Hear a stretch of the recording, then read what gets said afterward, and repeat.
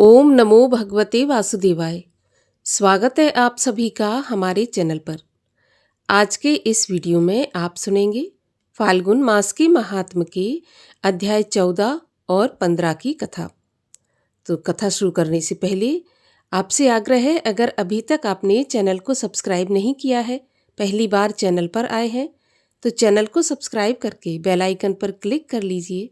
और अगर आज की कथा पसंद आती है तो वीडियो को लाइक करके औरों को भी शेयर करिए। तो चलिए शुरू करते हैं आज की कथा। यज्ञदत्त जब कभी भी घर आकर अपनी पत्नी से गुणनिधि के बारे में पूछता कि इस समय गुणनिधि कहाँ है, तो वह हमेशा झूठ बोल जाती और कह देती कि घर के बाहर गया हुआ है, या तो कहीं स्नान कर रहा होगा या देव मंदिर में बैठकर भगवान का पूजन कर रहा होगा। यज्ञदत्त अपने पुत्र के संबंध में इस प्रकार हमेशा अंधेरे में रहा और असली भेद ना जानते हुए उसने गृह सूत्र के अनुसार गुणनिधि का विवाह भी कर दिया। विवाह हो जाने पर यज्ञदत्त की पत्नी सदा पुत्र को समझाती कि तुम्हारे पिता बड़े महात्मा हैं, अतएव उसके साथ ही साथ बड़े भारी क्रोधी भी हैं। जब उनको तुम्हारे बारे में मालूम होगा तो इसके लिए तुम्हें और मुझे दोनों को दंड देंगे। तुम्हारा कुल बड़ा पवित्र है, फिर तुम ये बुरे काम क्यों करते हो? मेरे बच्चे, तुम्हारा कल्याण इस बुरे कामों को छोड़ देने में ही है, परंतु गुणनिधि पर माँ के समझाने का कोई प्रभाव नहीं पड़ता। जब कभी भी यज्ञदत्त अपनी पत्नी से अपने पुत्र के बारे में पूछता तो वह बातें बनाकर उसको टाल देती। आखिर कब तक एक दिन उसने अपने पिता की अंगूठी चुराकर किसी जुआरी को दे दी। जब यज्ञदत्त ने उस जुआरी से पूछा कि अंगूठी उसके हाथ में कहाँ से आई, तो जुआरी ने यज्ञदत्त से कहा कि उसने उनकी अंगूठी चुराई नहीं, बल्कि उसके यहाँ तो ऐसी बहुत सी अंगूठियाँ हैं। क्या मेरी अंगूठी देखकर आपकी नीयत बिगड़ रही है? यज्ञदत्त ने जुआरी की बात सुनकर कहा कि सुनो, ये अंगूठी मेरी है और मुझे राजा के यहाँ से इनाम में मिली थी। तुम झूठ बोलकर इसे अपनी मत बनाओ, परंतु ये बताओ कि तुम्हें अंगूठी मिली कहाँ से? यज्ञदत्त की बात सुनकर जुआरी को क्रोध आ गया और उसने गरज कर कहा कि जो सच आप सुनना चाहते हो तो ध्यान से सुनो। अंगूठी तुम्हारे पुत्र गुणनिधि ने मेरे पास जुए में हारी है। उसने यही अंगूठी ही नहीं, जुए में आज तक बहुत सारी चीजें हारी हैं। आप जितने बड़े साधु और धर्मात्मा हैं, आपका पुत्र उतना ही बड़ा बदमाश है। देखना इस बात का है कि आप इतने बड़े विद्वान होते हुए भी आज तक अपने पुत्र की करतूतों को जान नहीं सके। जुआरी की बात सुनकर यज्ञदत्त का लज्जा के मारे बुरा हाल हो गया और वह लज्जा का मारा मुंह ढांके हुए, सिर झुकाए हुए अपने घर की तरफ चल पड़ा और घर आते ही अपनी पत्नी से पूछा कि गुणनिधि कहाँ है और ये अंगूठी कहाँ है जो उस दिन तूने उबटता करते हुए मेरे हाथ से ले ली थी। यज्ञदत्त की बात सुनकर उसकी पत्नी ने उत्तर दिया कि अंगूठी मैंने कहीं रख दी है, अब मुझे याद नहीं आ रहा कि कहाँ रखी है। स्त्री की बात सुनकर यज्ञदत्त ने कहा कि तुम इतनी झूठी हो। जब कभी मैंने तुमसे गुणनिधि के बारे में पूछा है, तुमने मुझे बातें बनाकर टालने की कोशिश की है। अच्छा, तुम अंगूठी की बात जाने दो और मुझे बताओ कि घर का अन्य बहुमूल्य सामान कहाँ है। ना जाने मेरे किन पापों के कारण मेरे यहाँ ऐसा पुत्र उत्पन्न हुआ है। फिर जब उसने घर का दूसरा कीमती सामान देखा तो उसे मालूम हुआ कि सभी बहुमूल्य वस्तुएं गायब थीं। इस यज्ञदत्त ने हाथ में जल लेकर पत्नी और पुत्र को तिलांजलि दे दी और एक ब्राह्मण की कन्या से दूसरा विवाह भी कर लिया। यहाँ पर 15वें अध्याय की कथा का समापन होता है। अब इसकी आगे की कथा आप सुनेंगे कल के वीडियो में। और अब सुनिए सीता माता के नितनेम की कथा। सीता माता की कहानी। सीता माता कहती थी और श्री राम इसे सुना करते थे। एक दिन की बात है, भगवान श्री राम को किसी काम के लिए बाहर जाना पड़ गया तो सीता माता कहने लगी कि प्रभु, मेरा तो 12 वर्ष का नितनेम है, अब आप बाहर जाएंगे तो मैं अपनी कहानी किसे सुनाऊंगी। तब भगवान श्री राम ने कहा कि तुम कुएं की पाल पर जाकर बैठ जाना और वहाँ जो औरतें पानी भरने आएंगी उन्हें अपनी कहानी सुना देना। सीता माता कुएं की पाल पर जाकर बैठ जाती हैं। तब एक स्त्री आई। उसने रेशम जरी की साड़ी पहन रखी थी और सोने का घड़ा ले रखा था।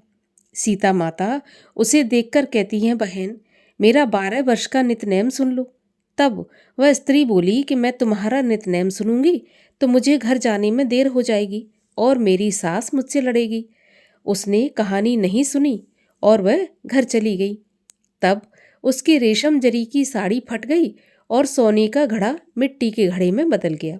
सास ने देखा तो पूछा कि ये किसका दोष अपने सिर पर लेकर आई है। तो बहू ने कहा कि माँ जी, एक औरत कुएं की पाल पर बैठी थी। उसने कहानी सुनने के लिए कहा, लेकिन मैंने मना कर दिया। इसी का ये फल मिला है। बहू की बात सुनकर अगले दिन वह साड़ी और घड़ा लेकर सास कुएं की पाल पर गई।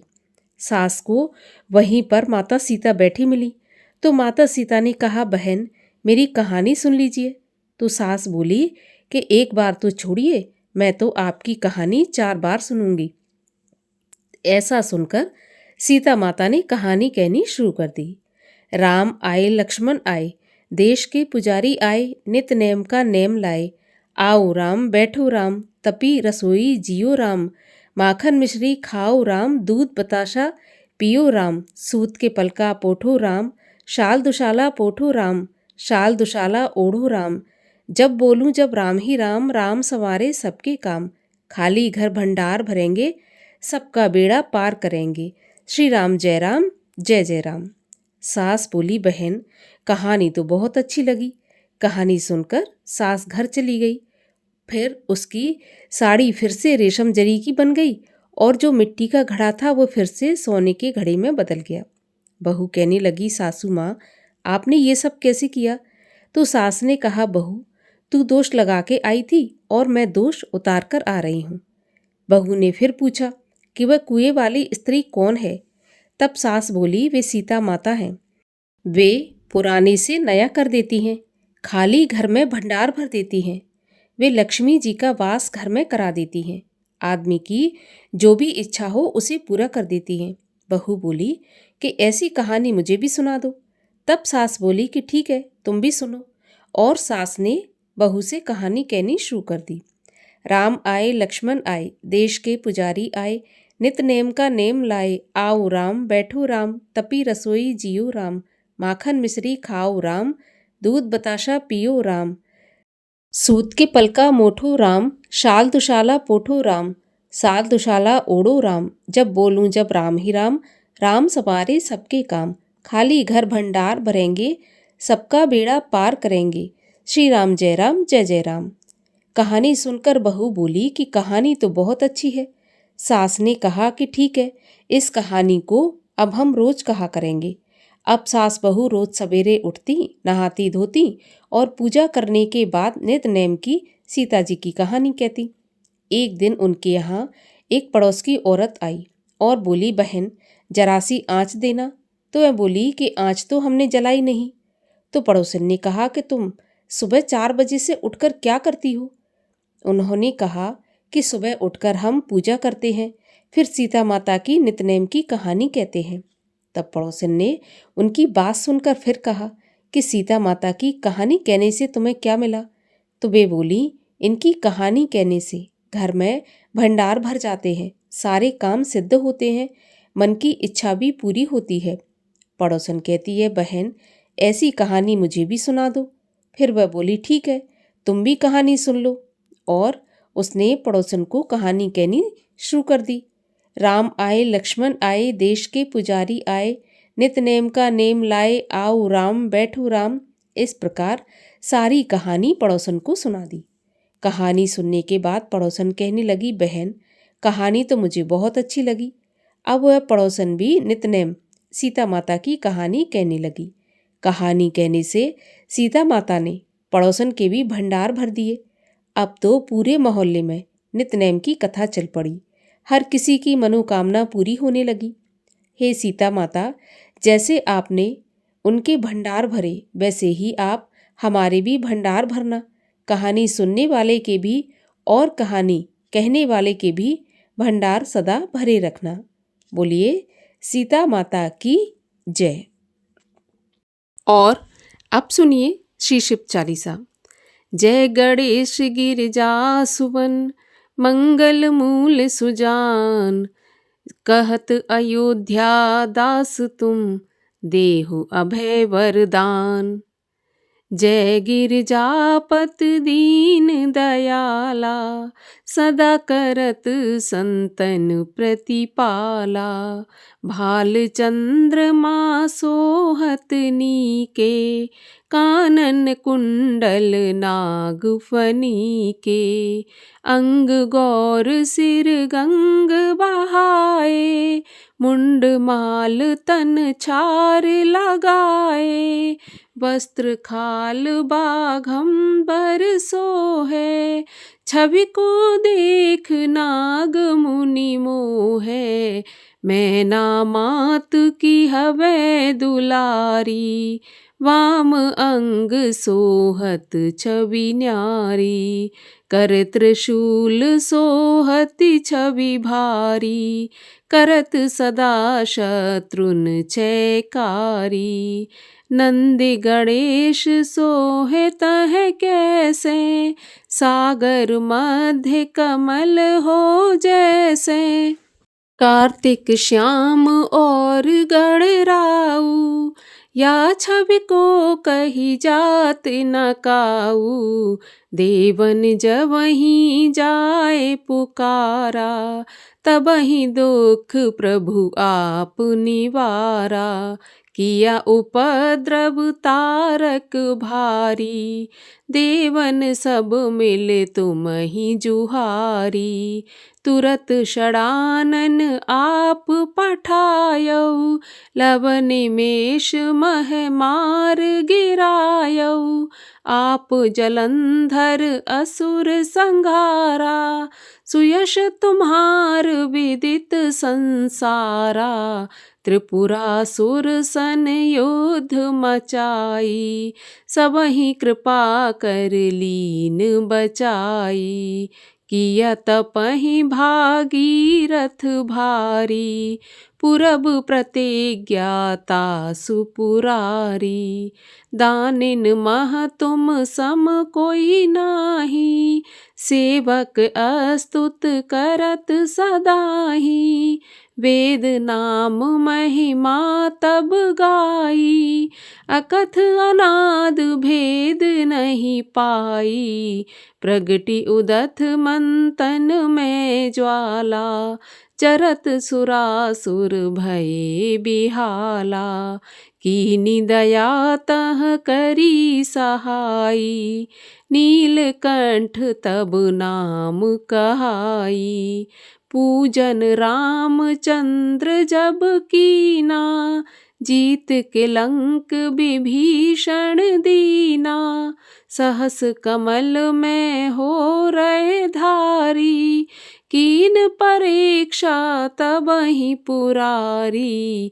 एक कमल राखे प्रभु जोई, कमल नयन पूजन चह सोई। कठिन भक्ति देखी प्रभु शंकर, भय प्रसन्न दिए इच्छित वर। जय जय जय अनंत अविनाशी, करत कृपा सबके घटवासी। दुष्ट सकल नित मोहे सतावे, भ्रमत रहो मोहे चैन न आवे।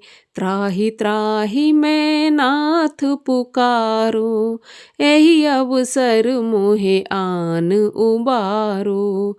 लै त्रिशूल शत्रुन को मारो, संकट से मोहे आन उबारो। मातु पिता भ्राता सब होई, संकट में पूछत नहीं कोई। स्वामी एक है आस तुम्हारी, आए हरहु मम संकट भारी। धन निर्धन को देत सदाही, जो कोई जाचे सो फल पाई।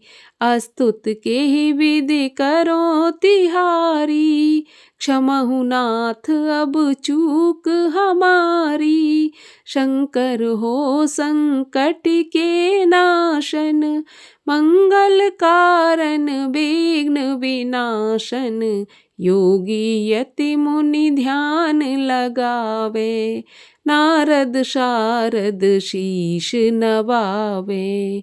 नमो नमो जय नमो शिवाय, सुर ब्रह्मादिक पार न पाए। जो यह पाठ करे मन लाई, तापर होत है शंभु सहाई।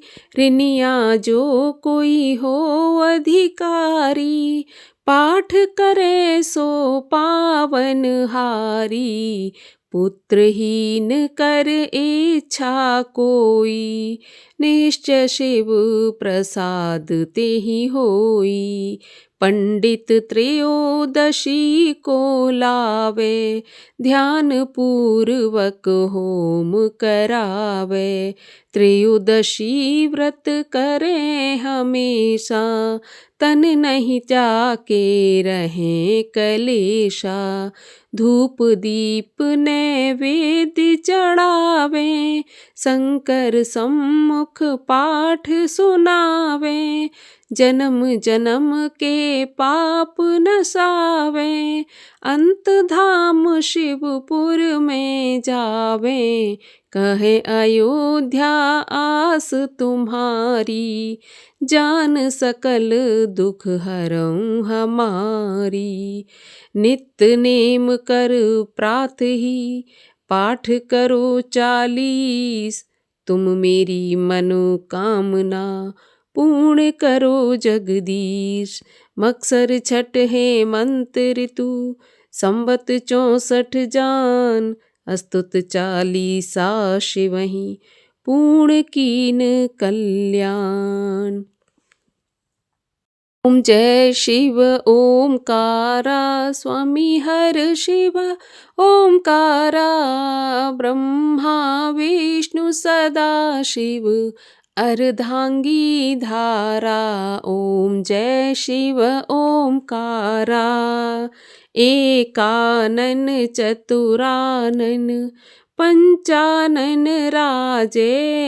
हंसानन गरुणासन, वृषवाहन साजे।